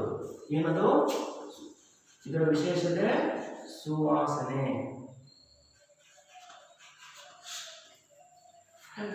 Good smell. ಆ ವಾಸನೆ ನಮಗೆ ಸಹಿಸುವಂಥದ್ದು, ಹೌದಪ್ಪ, ಆಹ್ಲಾದಕರವಾಗಿರುವಂಥ ವಾಸನೆ ಇರ್ತದೆ, ಅದನ್ನು ನಾವು ಸುವಾಸನೆ ಅಂತ ಕರೀತೇವೆ. ಆ ಸುವಾಸನೆಯನ್ನು ಹೊಂದಿರುವಂಥ ಸಂಯುಕ್ತಗಳು ಯಾವೆಲ್ಲ ಅರೋಮ್ಯಾಟಿಕ್ ಇದಾವೆ ಅವೆಲ್ಲವೂ ಕೂಡ ಸುವಾಸನೆಯನ್ನು ಹೊಂದಿರ್ತದೆ. ಇಂಥ ಅರೋಮ್ಯಾಟಿಕ್ ಹೈಡ್ರೋಕಾರ್ಬನ್ನ ಮೊದಲನೇ ಸದಸ್ಯವನ್ನು ನಾವು ಬೆನ್ಸಿನ್ ಅಂತ ಕರೀತೀವಿ. ಈ ಬೆನ್ಸಿನ್ ಅಣುವಿಗೆ ಒಂದು ಮೀಥೈಲ್ ಅಣುವನ್ನು ಸೇರಿಸುವ ಮುಖಾಂತರ ಅದನ್ನು ಟಾಲಿನ್ ಆಗಿ ನಾವು ಪರಿವರ್ತಿಸ್ಕೊಳ್ತೀವಿ. ಇಂಥ ಬೆನ್ಸಿನ್ ಅಣುವಿನ ಅಣುಸೂತ್ರ C6H6. ಸರಿ, ಹಾಗಾದ್ರೆ ಇದರ ರಚನೆಯನ್ನು ಪಡೆಯೋದು ಹೇಗೆ ಅನ್ನೋದನ್ನ ಗಮನಿಸ್ತಾ ಬರೋಣ. ಮತ್ತೊಮ್ಮೆ ಮಕ್ಕಳೇ, ಈ ಹೈಡ್ರೋಕಾರ್ಬನ್ಗಳ ವರ್ಗೀಕರಣ ಹೇಗೆ ಮಾಡ್ತೀವಿ ಅನ್ನೋದನ್ನ ಮತ್ತೊಮ್ಮೆ ವೇಗವಾಗಿ ಗಮನಿಸ್ಕೊಳ್ಳೋ ಮುಖಾಂತರ ಇವುಗಳ ಅಣುಸೂತ್ರ ಮತ್ತು ರಚನಾ ಸೂತ್ರ ಅಂದ್ರೆ ಏನು, ಅವುಗಳನ್ನು ಹೇಗೆ ಬರೀತೀವಿ ಅನ್ನೋದ್ರ ಬಗ್ಗೆ ನಾವು ಗಮನಿಸ್ತಾ ಬರೋಣ. ನಂತರ ಸಮಗ್ರತೆ, ಇತರ ಗುಣಗಳ ಬಗ್ಗೆ ನಾವು ತಿಳಿಯೋಣ. ಈಗ ಹೇಳ್ತಾ ಇದ್ವಿ ಸಹವೇಲೆನ್ಸಿ ಬಂಧ ಇದೆ. ಏನಪ್ಪ ಸಹವೇಲೆನ್ಸಿ ಬಂಧ? ಅದನ್ನು ತಿಳಿದು ಆಮೇಲೆ ಅಣುಸೂತ್ರ ರಚನಾ ಸೂತ್ರಕ್ಕೆ ಹೋಗುವಂತೆ. ಅದಕ್ಕೂ ಮುಂಚೆ ಹೈಡ್ರೋಕಾರ್ಬನ್ಗಳನ್ನ ಈಗ ಹೇಳಿದಾಗೆ ಮುಖ್ಯವಾಗಿ 2 ವಿಧಗಳಾಗಿ ವಿಂಗಡಿಸ್ತೀವಿ. ಮೊದಲನೇದು ತೆರೆದ ಸರಪಳಿ, ನಂತರ ಮುಚ್ಚಿದ ಸರಪಳಿ. ತೆರೆದ ಸರಪಳಿಯಲ್ಲಿ ಕಾರ್ಬನ್ನ ಸರಪಳಿಯಲ್ಲಿ ಮೊದಲನೇದು ಮತ್ತೆ ಕೊನೆಯಲ್ಲಿ ಎರಡು ಕೂಡ ಓಪನ್ ಆಗಿರ್ತದೆ, ನೇರವಾಗಿರ್ತದೆ ಅಥವಾ ಕವರ್ ಹೊಡೆದಿರ್ತದೆ. ಅಂತ ಒಂದು ಸರಪಳಿಯನ್ನು ತೆರೆದ ಸರಪಳಿ ಅಂತ ಕರಿತೀವಿ. ಆ ತೆರೆದ ಸರಪಳಿಯ ಕಾರ್ಬನ್ ಮತ್ತು ಕಾರ್ಬನ್ ಸಂಯುಕ್ತಗಳ ನಡುವೆ ಯಾವ ಬಂಧ ಇರ್ತದೆ ಅನ್ನೋದನ್ನು ಆಧರಿಸಿ ಮತ್ತೆ ಅದನ್ನ ಅಪರ್ಯಾಪ್ತವಾಗಿ ವಿಂಗಡಿಸ್ತೀವಿ. ಕಾರ್ಬನ್ ಪರಮಾಣು ನಡುವೆ ಏಕಬಂಧ ಮಾತ್ರ ಇದ್ರೆ ಅಂತಹ ಸಂಯುಕ್ತಗಳಿಗೆ ಆಲ್ಕೇನ್ಗಳಂತ ಕರಿತೀವಿ. ಕಾರ್ಬನ್ ಮತ್ತೆ ಕಾರ್ಬನ್ ಪರಮಾಣುಗಳ ನಡುವೆ ಆ ಸರಪಳಿಯಲ್ಲಿ ಕಾರ್ಬನ್ ಮತ್ತು ಕಾರ್ಬನ್ಗಳ ನಡುವೆ ಎಲ್ಲಾರು ಒಂದತ್ರ ದ್ವಿಬಂಧ ಅಥವಾ ತ್ರಿಬಂಧ ಇದ್ರೆ ಅವನ್ನ ಅಪರ್ಯಾಪ್ತ ಅಂತ ಕರಿತೀವಿ. ದ್ವಿಬಂಧ ಇದ್ರೆ ಆಲ್ಕೀನ್ ಅಂತ ಕರಿತೀವಿ, ತ್ರಿಬಂಧ ಇದ್ರೆ ಆಲ್ಕೈನ್ ಅಂತ ಕರಿತೀವಿ. ಅವುಗಳ ಕೊನೆಗೆ ಹೆಸರು ಸೇರಿಸಬೇಕಾದ್ರೆ ಅಂತ ಸಂಯುಕ್ತಗಳ ಹೈಡ್ರೋಕಾರ್ಬನ್ ಸಂಯುಕ್ತಗಳ ಕೊನೆಗೆ ನಾವು ಸೇರಿಸುವಂತ ಪದ ಸಫಿಕ್ಸ್ ಅಂತ ಕರಿತೀವಿ. ಆಲ್ಕೇನ್ ಆಗಿದ್ರೆ ANE ಅಂತೀವಿ. ಉದಾಹರಣೆಗೆ ಮೀಥೇನ್, ಈಥೇನ್, ಪ್ರೋಪೇನ್, ಬ್ಯೂಟೇನ್. ಈ ರೀತಿ ದ್ವಿಬಂಧ ಇರುವಂತಹ ಆಲ್ಕಿನ ಗ್ರೂಪಿಗೆ ಪರ್ಯಾಪ್ತಕ್ಕೆ ಸೇರಿದಂತ ಆಲ್ಕಿನ್ ಆಗಿದ್ರೆ ಅಂತ ಮೀಥೇನ್ ಬರೋಲ್ಲ. ಮೀಥೇನ್ ನಂತರ ಯಾವುದು ಇರೋಲ್ಲ, ಅತ್ಯಂತ ಸರಳ ಆಮೇಲೆ ಹೇಳ್ತಿರೋದನ್ನ ಅದಾದ ನಂತರ ಬರುವಂಥದ್ದು ಈಥೀನ್, ಪ್ರೋಪೀನ್, ಬ್ಯೂಟೀನ್ ಈ ರೀತಿ ಬರುತ್ತೆ. ಇದಾದ ನಂತರ ತ್ರಿಬಂಧವನ್ನು ಹೊಂದಿರುತ್ತದೆ. ಕಾರ್ಬನ್ ಪರಮಾಣುಗಳ ನಡುವೆ ಎಲ್ಲಾರು ಒಂದತ್ರ ತ್ರಿಬಂಧ ಇದ್ರೆ ಅಂತ ಒಂದು ಅಪರ್ಯಾಪ್ತ ಹೈಡ್ರೋಕಾರ್ಬನ್ ಅನ್ನು ನಾವು ಆಲ್ಕೈನ್ ಅಂತ ಕರಿತೀವಿ. ಅದರ ಸಫಿಕ್ಸ್ ನ YNE ಆಲ್ಕೈನ್. ಉದಾಹರಣೆಗೆ ಈಥೈನ್, ಪ್ರೊಪೈನ್ ಈ ರೀತಿ ಕರಿತಾ ಹೋಗ್ತೀವಿ. ಇನ್ನು ಅವುಗಳ ಸಾಮಾನ್ಯ ಸೂತ್ರದ ಬಗ್ಗೆ ಕೂಡ ನಾವು ಮಾಹಿತಿಯನ್ನು ಕೊಟ್ಟರು. ಯಾವುದೇ ಆಲ್ಕೇನ್ ಇಲ್ಲಿ ಈ ಅಣುಸೂತ್ರದ ಸಾಮಾನ್ಯ ಸೂತ್ರವನ್ನು ಆಧರಿಸಿರುತ್ತೆ. ಅದೇ ತರ ಆಲ್ಕಿನ್ ಆಲ್ಕೈನ್ ಇವುಗಳ ಸಾಮಾನ್ಯ ಸೂತ್ರವನ್ನು ಹೊಂದ್ಕೊಂಡ್ರೆ ಅವುಗಳ ಅಣುಸೂತ್ರ ಬರುತ್ತದೆ. ಹಾಗಾಗಿ ಅವನು ಸಾಮಾನ್ಯ ಸೂತ್ರ ಅಂತ ಕರಿತೀವಿ. ಯಾವ ರೀತಿಯಾಗಿ ರೇಷಿಯೋ ಇರುತ್ತಪ್ಪ ಅಂದ್ರೆ ಆಲ್ಕೇನ್ಗಳಲ್ಲಿ ಕಾರ್ಬನ್ ಪ್ರಮಾಣಗಳು ಎಷ್ಟಿರುತ್ತೆ ಅದರ 2ರಷ್ಟಕ್ಕಿಂತ 2 ಜಾಸ್ತಿ ಹೈಡ್ರೋಜನ್ಗಳಿರುತ್ತೆ. ಆಲ್ಕಿನ್ಗಳಾದ ಕಾರ್ಬನ್ ಪ್ರಮಾಣ ಎಷ್ಟಿರುತ್ತೋ ಅದರ 2ರಷ್ಟು ಹೈಡ್ರೋಜನ್ ಇರುತ್ತೆ. ಆಲ್ಕೈನ್ಗಳಾದರೆ ಕಾರ್ಬನ್ ಪ್ರಮಾಣ ಎಷ್ಟಿರುತ್ತೋ ಅದರ 2ರಷ್ಟಕ್ಕಿಂತ 2 ಕಡಿಮೆ ಹೈಡ್ರೋಜನ್ಗಳಿರುತ್ತೆ. ಇದಾದ ನಂತರ ಮುಚ್ಚಿದ ಸರಪಳಿಯನ್ನು ಹೊಂದಿರುವಂಥದ್ದು. ಆ ಮುಚ್ಚಿದ ಸರಪಳಿಯನ್ನು ಹೊಂದಿರುವಂಥ ಸಂಯುಕ್ತಗಳಿಗೆ ನಾವು ಸೈಕ್ಲಿಕ್ ಹೈಡ್ರೋಕಾರ್ಬನ್ಸ್ ಅಂತ ಕರಿತೀವಿ. ಆ ಸೈಕ್ಲಿಕ್ ಹೈಡ್ರೋಕಾರ್ಬನ್ಗಳಲ್ಲೂ ಕೂಡ ಕೆಲವೊಂದು ಪರ್ಯಾಪ್ತ ಇರುತ್ತೆ. ಕಾರ್ಬನ್ ಕಾರ್ಬನ್ ನಡುವೆ ಏಕಬಂಧವನ್ನು ಮಾತ್ರ ಹೊಂದಿರ್ತದೆ. ಅದು ಪರ್ಯಾಪ್ತ ಹೊಂದಿರೋದ್ರಿಂದ ಅದನ್ನ ಆಲ್ಕೇನ್ಗಳ ಗುಂಪಿಗೆ ಮುಚ್ಚಿದ ಸರಪಳಿಯನ್ನು ಹೊಂದಿರೋದ್ರಿಂದ ಅದಕ್ಕೆ ಪ್ರಿಫಿಕ್ಸ್ ಆಗಿ ಸೈಕ್ಲೋ ಅಂತ ಸೇರಿಸ್ತೀವಿ. ಹಾಗಾಗಿ ಈ ಆಲಿಸೈಕ್ಲಿಕ್ ಹೈಡ್ರೋಕಾರ್ಬನ್ಗಳಿಗೆ ನಾವು ಸೈಕ್ಲೋ ಆಲ್ಕೇನ್ ಅಂತ ಕರಿತೀವಿ. ಸೈಕ್ಲೋ ಆಲ್ಕೇನ್ಸ್ ಅಂತ ಕರಿತೀವಿ. ಅಂತ ಒಂದು ಸೈಕ್ಲೋ ಆಲ್ಕೇನ್ಸ್ಗೆ ಉದಾಹರಣೆ ಸೈಕ್ಲೋ ಪ್ರೋಪೇನ್. ಈ ಸೈಕ್ಲೋ ಆಲ್ಕೇನ್ಗಳ ಸಾಮಾನ್ಯ ಸೂತ್ರ ಆಲ್ಕೀನ್ಗಳಂತ ಇದ್ರೂ ಸಹ ಕಾರ್ಬನ್ ಕಾರ್ಬನ್ಗಳ ನಡುವೆ ಏಕಬಂಧ ಇರೋದ್ರಿಂದ ಅದು ಪರ್ಯಾಪ್ತ ಆಗಿರುತ್ತೆ. ಅದನ್ನ ಗಮನಿಸಬೇಕು. ಅಣುಸೂತ್ರ ಬರೀಬೇಕಾದ್ರೆ ರಚನಾ ಸೂತ್ರ ಬರೀಬೇಕಾದ್ರೆ ಅದು ಬಹಳ ಮುಖ್ಯವಾಗಬೇಕು. ಹಾಗಾಗಿ ಇದನ್ನ ಪರ್ಯಾಪ್ತ ಮತ್ತೆ ಸೈಕ್ಲೋ ಆಲ್ಕೇನ್ ಇಂಥ ಆಲಿಸೈಕ್ಲಿಕ್ ಹೈಡ್ರೋಕಾರ್ಬನ್ಗಳಿಗೆ ಇರುತ್ತೆ ಮತ್ತೊಂದು ಹೆಸರು ಪರ್ಯಾಯ ಪದ ಸೈಕ್ಲೋ ಆಲ್ಕೇನ್. ಅದರ ಆಧರಿಸಿ ನಾವು ಸೈಕ್ಲೋ ಪ್ರೋಪೇನ್ ಅಂತ ಕರಿತೇವೆ. ಸೈಕ್ಲೋ 4 ಪರಮಾಣುಗಳ ಕಾರ್ಬನ್ ಇದ್ದರೆ ಅದನ್ನು ಸೈಕ್ಲೋ ಬ್ಯೂಟೇನ್ ಅಂತ ಕರಿತೇವೆ. ಅದರ ಒಂದು ಬಂಧ ವಿನ್ಯಾಸವನ್ನು ತೋರಿಸುವಂತಹ ಅಣುವಿನಲ್ಲಿರುವ ಬಂಧ ವಿನ್ಯಾಸವನ್ನು ತೋರಿಸುವಂತಹ ಒಂದು ವಿನ್ಯಾಸಕ್ಕೆ ನಾವು ರಚನಾ ಸೂತ್ರ ಅಂತ ಕರೀತೇವೆ. ರಚನಾ ಸೂತ್ರವನ್ನು ಗಮನಿಸಿ ಇದು ಪರ್ಯಾಪ್ತ ಮತ್ತೆ ಮುಚ್ಚಿದ ಸರಪಳಿಯನ್ನು ಹೊಂದಿರೋದ್ರಿಂದ ಸೈಕ್ಲೋ ಆಲ್ಕೇನ್ ಅಂತ ಕರಿತೀವಿ ಅದನ್ನು ಖಚಿತಪಡಿಸ್ಕೊಳ್ಬಹುದು. ಇದಾದ ನಂತರ ಅರೋಮೆಟಿಕ್ ಹೈಡ್ರೋಕಾರ್ಬನ್. ಇನ್ನೊಂದಲ್ಲಿ ಪದ ಹೇಳ್ತಾರೆ ಅರೋಮಾ. ಅರೋಮಾ ಮೀನ್ಸ್ ಸುವಾಸನೆಯನ್ನು ಹೊಂದಿರುವಂಥದ್ದು. ಅಡೋರಬಲ್ ಸ್ಮೆಲ್ ಫ್ರಾಗ್ರೆನ್ಸ್ ಇರುವಂಥದ್ದು. ಯಾವೆಲ್ಲ ಸಂಯುಕ್ತಗಳು ಸುವಾಸನೆಯನ್ನು ಹೊಂದಿರ್ತವೆ ಅವು ಅರೋಮೆಟಿಕ್ ಹೈಡ್ರೋಕಾರ್ಬನ್ಗಳಾಗಿರ್ತವೆ. ಅದರಲ್ಲಿ ನೀವು ಬಳಸುವ ಸಹಜವಾಗಿ ಪಾರ್ಟಿ ಫಂಕ್ಷನ್ಸ್ ಅಥವಾ ಯಾವುದಾದ್ರೂ ಒಂದು ಕಾರ್ಯಕ್ರಮಕ್ಕೆ ಹೋಗ್ಬೇಕಾದ್ರೆ ಸುವಾಸಕ ವಸ್ತುಗಳನ್ನು ನಾವು ಹಾಕ್ಕೊಳ್ತೀವಲ್ಲ ಅಂಥ ಸುವಾಸಕಗಳು ಎಲ್ಲವೂ ಕೂಡ ಅರೋಮ್ಯಾಟಿಕ್ ಹೈಡ್ರೋಕಾರ್ಬನ್ಗಳಿಂದಲೇ ಮಾಡಲ್ಪಟ್ಟಿರ್ತಾರೆ. ಅಂಥ ಸುವಾಸಕ ಹೈಡ್ರೋಕಾರ್ಬನ್ಗಳ ಮೊದಲನೇ ಸದಸ್ಯವನ್ನು ನಾವು ಬೆನ್ಸಿನ್ ಅಂತ ಕರಿತೀವಿ. ಈ ಬೆನ್ಸಿನ್ ಅನ್ನೋಂಥದ್ದು ಒಬ್ಬ ವಿಜ್ಞಾನಿ ಹೆಸರು ಕೆಪ್ಲೆ ಬೆನ್ಸಿನ್ ಅಂತ. ಆ ವಿಜ್ಞಾನಿ ಈ ಒಂದು ಅಣುವನ್ನು ಕಂಡುಹಿಡಿದ್ರಿಂದ ಕೆಪ್ಲೆ ಬೆನ್ಸಿನ್ನ ಜ್ಞಾಪಕಾರ್ಥವಾಗಿ ಅದನ್ನು ಬೆನ್ಸಿನ್ ಅಂತ ಕರೀತಾರೆ. ಆ ಬೆನ್ಸಿನ್ನ ರಚನೆಯನ್ನು ಬರೀತಾ ಹೋಗೋದ್ರೆ ಅದು ಉಂಗುರ ಆಕೃತಿ ಇರುತ್ತದೆ. ಅದರ ರಚನಾ ಸೂತ್ರವನ್ನು ಪರಿಚಯಿಸಿಕೊಂಡ ನಂತರ ನಾವು ಬಂಧಗಳ ಅಂದ್ರೇನು, ಸಹಲೇಚ ಬಂಧ ಅಂದ್ರೆ ಹೆಂಗಿರುತ್ತೆ, ಒಂದು ಬಂಧ, ಬಿಎಡ್ ಏಕಬಂಧ, ದ್ವಿಬಂಧ, ತ್ರಿಬಂಧ ಹೇಗಾಗ್ತದೆ ಅನ್ನೋದನ್ನು ಪರಿಚಯ ಮಾಡ್ಕೊಳ್ಳೋದ್ರ ನಂತರ ನಾವು ಅಣುಸೂತ್ರ ರಚನಾ ಸೂತ್ರಗಳಿಗೆ ಹೋಗೋಣಂತೆ. ಸರಿ, ಹಾಗಾದರೆ ಈ ಬೆನ್ಸಿನ್ನ ರಚನೆ ಹೇಗಿರ್ತದೆ ಈಗಿನ ಹೇಳುವಾಗೆ ನಾವು ಅದು ಉಂಗುರಾಕೃತಿ ರಚನೆಯನ್ನು ಹೊಂದಿರ್ತದೆ ಅಂತ ಹೇಳಿದ್ವಿ. ಅದನ್ನು ಬರೀಬೇಕಾದ್ರೆ ಗಮನಿಸಿ ಮಕ್ಕಳೇ, ಕಾರ್ಬನ್ ಹೆಂಗಿರುತ್ತೆ ಅದರ ಇಲ್ಲಿಂದ ಎಷ್ಟು ಪಾರ್ಶ್ವಕ್ಕೆ ತಗೊಳ್ಳೋದು ಅಷ್ಟೇ ಸೈಡ್, ಇಲ್ಲಿಂದ ಎಷ್ಟು ತಗೊಳ್ಳೋ ಅದ್ರ ನೇರದಲ್ಲಿ ಅಷ್ಟೇ ಸೈಡಲ್ಲಿ ತಗೊಳ್ಳೋದು. ಅದರ ನೇರವಾಗಿ ಇನ್ನೊಂದು ಕಾರ್ಬನ್ ನೇರವಾಗಿ ಇಲ್ಲೆಷ್ಟು ಬರುತ್ತೆ ಹಂಗೆ ಅಷ್ಟೇ ಈ ಕಾರ್ಬನನ್ನು ತಗೊಳ್ಳೋದು. ಒಟ್ಟು 6 ಕಾರ್ಬನ್ಗಳಿದ್ದಾವೆ. ಇನ್ನು ಹೈಡ್ರೋಜನ್ಗಳನ್ನು ಸೇರಿಸ್ತಾ ಬರೋಣ. 6 ಹೈಡ್ರೋಜನ್ ಇದೆ. 1 2 3 4 5 6. ಸರಿ, ಈಗ ಬಂಧ ವಿನ್ಯಾಸವನ್ನು ನೋಡ್ತಾ ಬರೋಣ. 1 2 3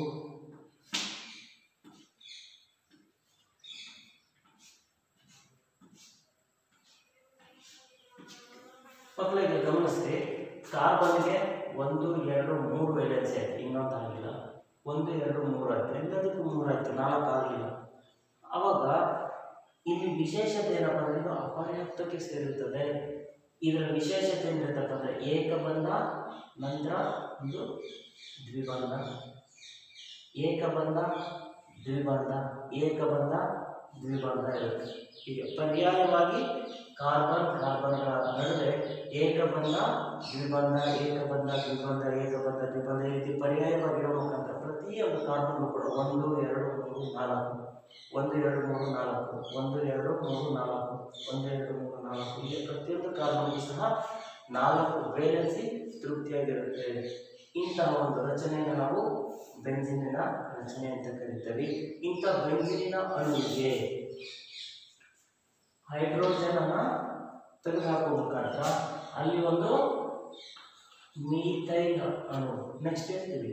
ಮೀಥೈಲ್ ಅಣು ಅಂದ್ರೆ ಹೇಗಿರುತ್ತೆ ಈಗ ಅತ್ಯಂತ ಸರಳ ಹೈಡ್ರೋಕಾರ್ಬನ್ ಮೀಥೈನ್ ಇದೆ. ಈ ಮೀಥೈಲ್ ಅಲ್ಲಿ ಇರುವಂತ ಒಂದು ಹೈಡ್ರೋಜನ್ ಅನ್ನು ತೆಗೆದುಹಾಕಿದ್ರೆ ಕಾರ್ಬನ್ ಹೈಡ್ರೋಜನ್ ಹೈಡ್ರೋಜನ್ ಹೈಡ್ರೋಜನ್ ಇರುತ್ತೆ. ಇಲ್ಲಿ ಯಾವ್ದಾದ್ರು ಒಂದು ಹೈಡ್ರೋಜನ್ ಅನ್ನು ತೆಗೆದು ಹಾಕಿದ ತಕ್ಷಣ ಅಲ್ಲಿ CH3 ಬರುತ್ತೆ. ಅದಕ್ಕೆ ಒಂದು ಎಲೆಕ್ಟ್ರಾನ್ ಕೊರತೆ ಇರುತ್ತೆ. ಅದನ್ನು ನಾವು ಮೀಥೇನ್ ಔಟ್ ಮೀಥೈಲ್ ಆಗಿರುತ್ತೆ. ಇದು ರಿಯಾಕ್ಟಿವ್ ಸ್ಟೇಟ್ ಆಗಿರುತ್ತೆ. ಸೊ ಈ ಮೀಥೈಲ್ ಏನಾಗುತ್ತೆ ಅದರ ಒಂದು ಎಲೆಕ್ಟ್ರಾನ್ ಇಲ್ಲಿಗೆ ಬಂದು ಹಂಚಿಕೊಳ್ಳುತ್ತೆ. ಹೀಗೆ ಬೆಂಜಿನ ಅಣುವಿಗೆ ಮೀಥೈಲ್ ಗುಂಪು ಬಂದು ಸೇರ್ಕೊಳ್ಳೋ ಮುಖಾಂತರ ನಮಗೆ ಟಾಲಿನ್ ಅನ್ನುವಂಥ ಒಂದು ಸಂಯುಕ್ತ ಬರುತ್ತದೆ. ಈ ಟಾಲಿನ್ ಕೂಡ ಅತಿ ಹೆಚ್ಚು ಕಡೆಗಳಲ್ಲಿ ಕೂಡ ಬಳಸ್ತಾ ಹೋಗ್ತೀವಿ. ಇದನ್ನ ಸಾಲ್ವೆಂಟ್ ಆಗಿ ಕೂಡ ಬಳಸ್ತೀವಿ. ಅದ್ರ ಜೊತೆಗೆ ಈ ಟಾಲಿನನ್ನು TNT ಅನ್ನುವಂಥ ಸ್ಫೋಟಕಗಳ ತಯಾರಿಕೆಯಲ್ಲೂ ಕೂಡ ಬಳಸ್ತಾರೆ. TNT ಅಂದರೆ ಟ್ರೈ ನೈಟ್ರೋ ಟಾಲಿನ್ ಅನ್ನುವಂಥ ಒಂದು ಸಂಯುಕ್ತವನ್ನು ಸ್ಫೋಟಕವನ್ನು ತಯಾರು ಮಾಡೋದ್ರಲ್ಲಿ ಕೂಡ ಇದನ್ನು ಬಳಸ್ತಾರೆ. ಇನ್ನು ಸಾಲ್ವೆಂಟ್ ಆಗಿ ಕೂಡ ನಾವು ಬಳಸ್ತೀವಿ. ಸಾಲ್ವೆಂಟ್ ಅಂದರೆ ಬಣ್ಣವನ್ನು ಹಚ್ಚುವಂಥ ಸಮಯದಲ್ಲಿ ಆಯಿಲ್ ಪೇಂಟ್ ಇರುತ್ತಲ್ಲ, ಆಯಿಲ್ ಪೇಂಟನ್ನು ಭಾಳ ಗಟ್ಟಿದ್ದಾಗ ಅದನ್ನು ಲಿಕ್ವಿಡೇಷನ್ ಸ್ವಲ್ಪ ಹೆಚ್ಚು ಲಿಕ್ವಿಫೈ ಮಾಡಲಿಕ್ಕೆ ಅದರ ದ್ರವ ಪ್ರಮಾಣವನ್ನು ಹೆಚ್ಚಿಸಿಕೊಳ್ಳಲಿಕ್ಕೆ ಬಳಸುವಂಥ ತಿನ್ನರ್ ಆಗಿ ಬಳಸ್ಕೊತೀವಿ.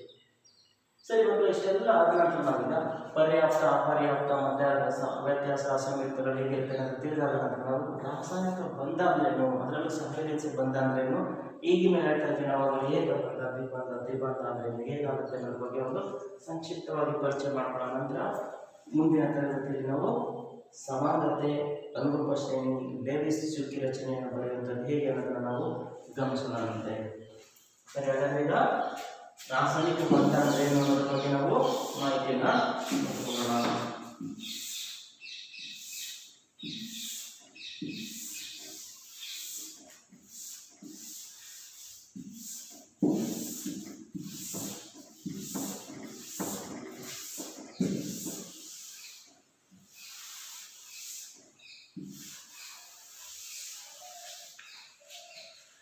ರಾಸಾಯನಿಕ ಬಂಧ ಅತ್ಯಂತ ಸರಳವಾಗಿ ನಾವು ಅವನ್ನ ಕೆಮಿಕಲ್ ಬಾಂಡ್ಸ್ ಅಂತ ಕರೀತಾರೆ. ರಾಸಾಯನಿಕ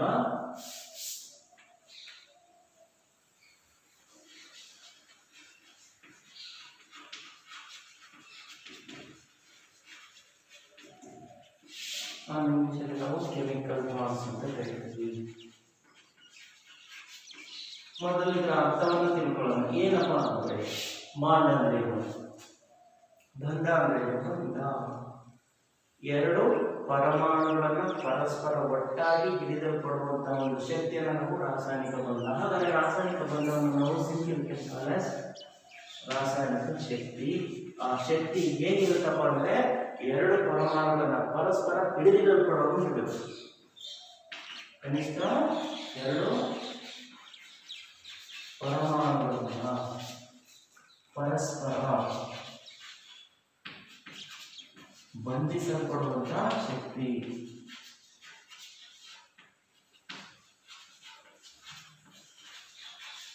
ಶಕ್ತಿಯನ್ನು ನಾವು ಬಂಧ ಅಂತ ಕರಿತೀವಿ. ಹಾಗಾದ್ರೆ ಒಂದು ಬಂಧ ಅಂತ ಮುಂಚಾಗಬೇಕಾದ್ರೆ ಎರಡು ಎಲೆಕ್ಟ್ರಾನ್ಗಳು ಮುಂಚಿಗೆ ಇರಬೇಕು.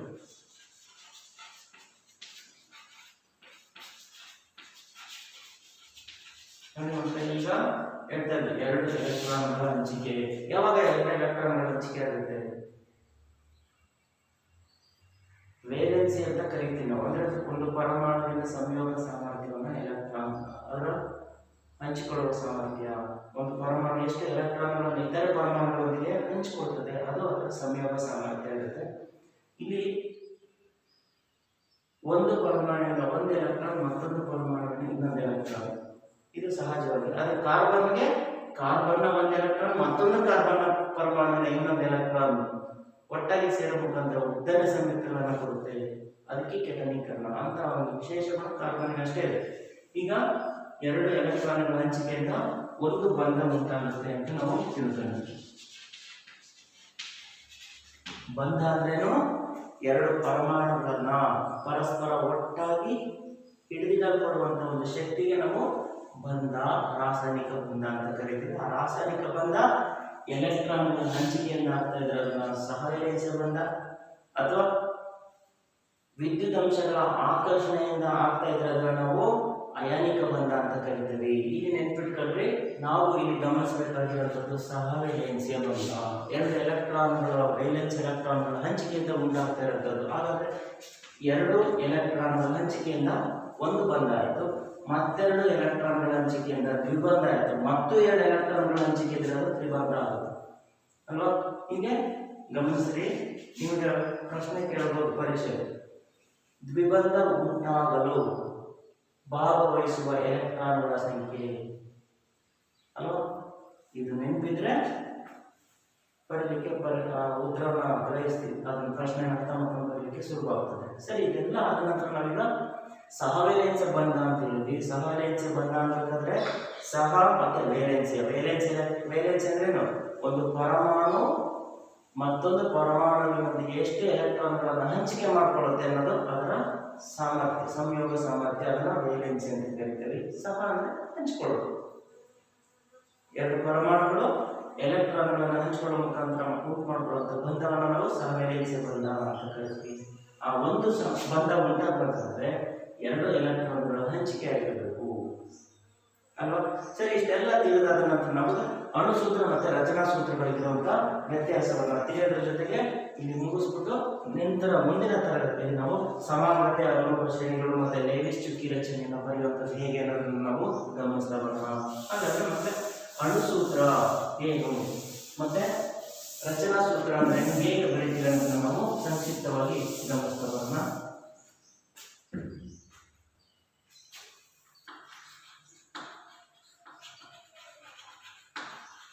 ಅಣುಸೂತ್ರ ಅದನ್ನ ಮಾಲಿಕ್ಯುಲರ್ ಫಾರ್ಮುಲಾ ಅಂತ ಕರೀತೀವಿ.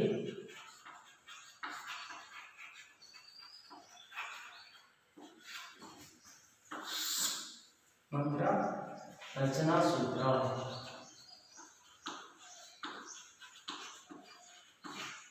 ಅದನ್ನ ಸ್ಟ್ರಕ್ಚರಲ್ ಫಾರ್ಮುಲಾ.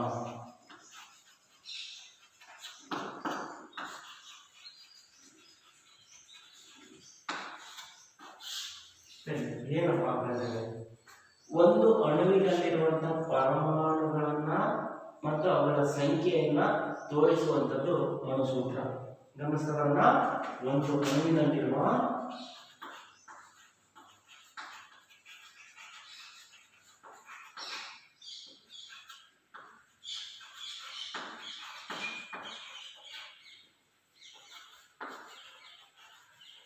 ಪರಮಾಣುಗಳನ್ನ ಮತ್ತೆ ಅವುಗಳ ಸಂಖ್ಯೆಯನ್ನ ತೋರಿಸುವ ಸೂತ್ರ ಅಣುಸೂತ್ರ. ಉದಾಹರಣೆ,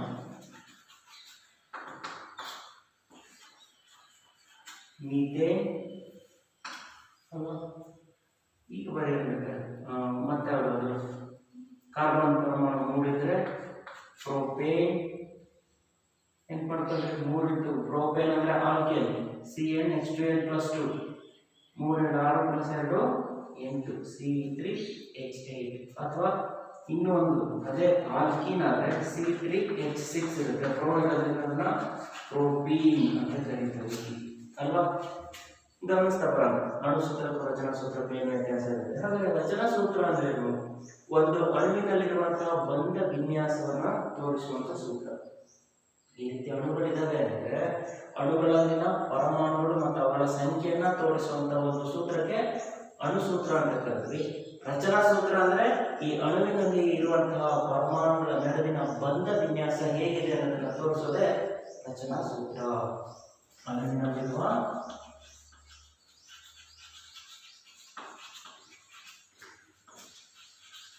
ಪರಮಾಣುಗಳ ನಡುವಿನ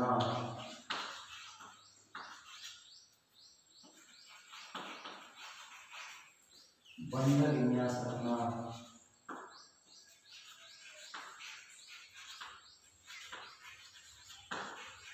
ಸೂಚಿಸುವ ಸೂತ್ರವನ್ನು ನಾವು ರಚನಾ ಸೂತ್ರ. ಇಲ್ಲಿ ತೆಗೆದುಕೊಂಡಂತಹ ಅಣುಗಳನ್ನೇ ನಾವು ರಚನಾ ಸೂತ್ರವನ್ನು ಬರೆದು ತೋರಿಸ್ತಾ ಬರೋಣ. ನೋಡಿ, ಇದು ಮೀಥೇನ್. ಇಲ್ಲಿ ಕಾರ್ಬನ್ ಅನ್ನು ಈ ರೀತಿ ತಗೊಳ್ತೀನಿ. 1 2 3 4. ಹೈಡ್ರೋಜನ್ಗೆ 1 ಎಲೆಕ್ಟ್ರಾನ್ ಹಂಚಿಕೊಳ್ಳುವ ಸಾಮರ್ಥ್ಯ ಇರ್ತದೆ. ಈ ಬಂಧ ವಿನ್ಯಾಸವನ್ನು ನಾವು ಚುಕ್ಕೆಗಳ ರೂಪದಲ್ಲಿ ಬರೋದು, ಅದನ್ನೇ ನಾವು ಲೇಡೀಸ್ ಚುಕ್ಕಿ ರಚನೆ ಅಂತ ಕರೀತೀವಿ. ಸಹಜವಾಗಿ ನಾವೇನು ಮಾಡ್ತೀನಿ, ಆ ಬಂಧವನ್ನು ಸೇರಿಸ್ತಾ ಬರ್ತೀನಿ. ಒಂದು ಜೊತೆ ಎಲೆಕ್ಟ್ರಾನ್ಗಳು ಅಂದರೆ 2 ಎಲೆಕ್ಟ್ರಾನ್ಗಳ ಹಂಚಿಕೆಯಿಂದ ಒಂದು ಬಂಧ ಆಯಿತು. ನೋಡಿ, ಈ ರೀತಿ ಅಣುವಿನಲ್ಲಿರುವಂತಹ ಪರಮಾಣುಗಳ ಬಂಧ ವಿನ್ಯಾಸವನ್ನು ತೋರಿಸದೆ ರಚನಾ ಸೂತ್ರ. ಸರಿ, ಹಾಗಾದ್ರೆ ಪ್ರೋಪೇನ್ನ ಒಂದು ರಚನಾ ಸೂತ್ರವನ್ನು ಬರೀತಾ ಬರೋಣ ಅಲ್ವಾ. ಇಲ್ಲಿ ಕೂಡ ಕಾರ್ಬನ್ ಅನ್ನ ಆದಂತಹ ಈ ಕಲಗಳಲ್ಲಿ ಕಾರ್ಬನ್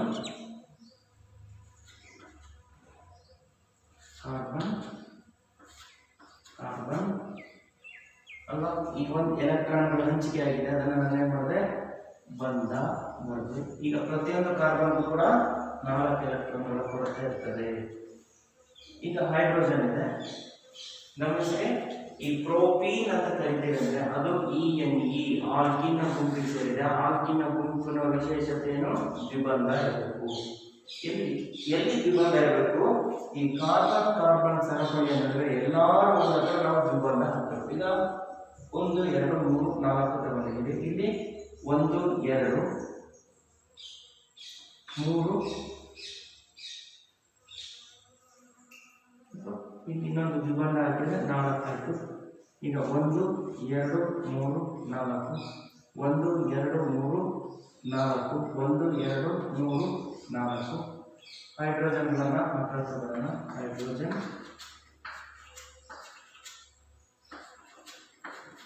ನೋಡಿ, 1 2 3 ಕಾರ್ಬನ್ ಇದೆ, 6 ಹೈಡ್ರೋಜನ್ ಬರಬೇಕು. 1 2 3 4 5 6 ಹೈಡ್ರೋಜನ್ ಇದೆ. ಪ್ರತಿಯೊಂದಕ್ಕೂ ಕೂಡ 1 2 3 4 1 2 3 4 1 2 3 4 ವ್ಯಾಲೆನ್ಸಿ ತೃಪ್ತಿ ಆಗುತ್ತೆ. ಹೀಗೆ ಒಂದು ಅಣುವಿನಲ್ಲಿರುವಂತಹ ಪರಮಾಣುಗಳ ಬಂಧ ವಿನ್ಯಾಸ ಹೇಗಿದೆ ಅನ್ನೋದನ್ನು ತೋರಿಸೋದೇ ರಚನಾ ಸೂತ್ರ. ಅದರ ಜೊತೆಯಲ್ಲಿ ಲೇಡೀಸ್ ಚುಕ್ಕಿ ರಚನೆಯನ್ನು ಬರೋದು ಹೇಗೆ ಅಂತ ಕೂಡ ನಾವು ಗಮನಿಸಿದ್ವಿ. ಮುಂದಿನ ತರಗತಿಯಲ್ಲಿ ನಾವು ಸಮಾನತೆ ಅಂದ್ರೇನು, ಅನುರೂಪ ಶ್ರೇಣಿಗಳಂದ್ರೇನು, ಮತ್ತೆ ಇತರ ಹೈಡ್ರೋಕಾರ್ಬನ್ ಸಂಯುಕ್ತಗಳ ಗುಣಗಳ ಬಗ್ಗೆ ನಾವು ಮಾಹಿತಿಯನ್ನು ಪಡ್ಕೊಳ್ಳೋದಂತೆ. ಧನ್ಯವಾದಗಳು.